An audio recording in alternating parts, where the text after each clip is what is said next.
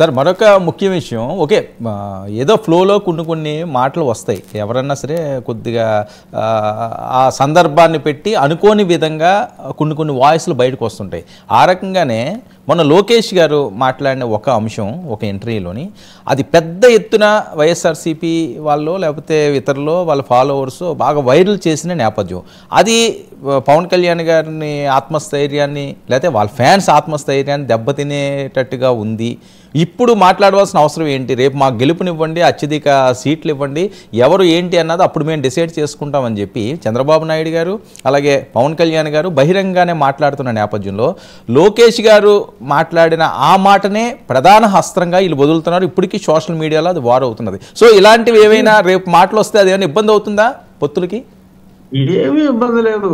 నేను చెప్పేది ఏది, వీళ్ళు ఎంతసేపు నక్క బొక్కలు ఎతికినట్టు ఏదో రకంగా ఆ కూటమిని విచ్ఛిన్నం చేయడానికి చేస్తున్న ప్రయత్నాలు తప్ప దాని వలన తెలుగుదేశం కేడర్ కానీ జనసేన కేడర్ కానీ కలిసి పనిచేయటం ఏమీ మానలేదు. ఎవరిలో కూడా దీని వలన కించిత్ బాధ కూడా పడలేదు. వైసీపీ వాళ్ళు బాధపడుతున్నారు. ఎందుకు ఇలాగ అన్నా కూడా వాళ్ళు ఎందుకు బాధపడతలేదని చెప్పి వీళ్ళు బాధపడుతున్నారు తప్ప తెలుగుదేశం వాళ్ళు కానీ జనసేన వాళ్ళు కానీ దాని గురించి ఏమీ బాధపడతలేదు. మొన్న పవన్ కళ్యాణ్ గారు కాకినాడలో ఉన్నప్పుడు కూడా తెలుగుదేశంలో పెద్ద స్థాయి నాయకులందరూ మాజీ ఉప ముఖ్యమంత్రి గారితో సహా జ్యోతిల్ నెహ్రూ గారు మొత్తం అగ్రనాయకులు జిల్లా అగ్రనాయకత్వం అందరూ కూడా వెళ్ళి పవన్ కళ్యాణ్ గారిని అక్కడ కలుసుకోవడం జరిగింది. వాళ్ళు చక్కగా అన్యోన్యంగా ముందుకెళ్తున్నారు. సో ఈ బ్యాక్గ్రౌండ్లో వాళ్ళు బాధపడతలేదని వీళ్ళు బాధపడుతుంది తప్ప అందరూ హ్యాపీగా ఉన్నారు.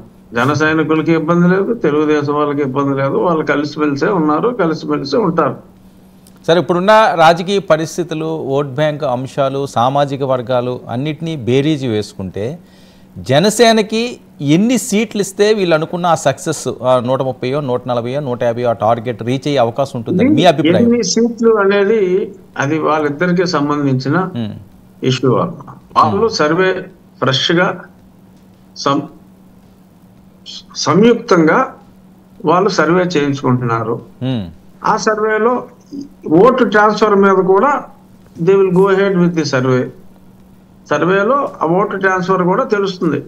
ఇక్కడ ఈ అభ్యర్థి అయితే ఎన్ని ఓట్లు వచ్చినాయి, ఈ అభ్యర్థి అయితే ఎన్ని ఓట్లు వచ్చినాయి అనేది కూడా వాళ్ళు కూలంకషంగా స్టడీ చేసి they are coming to a conclusion. దాన్ని బట్టి ఎన్ని సీట్లు అనేది డిసైడ్ అవుతాయి. కాబట్టి మనం ఇన్ని సీట్లని అన్ని సీట్లని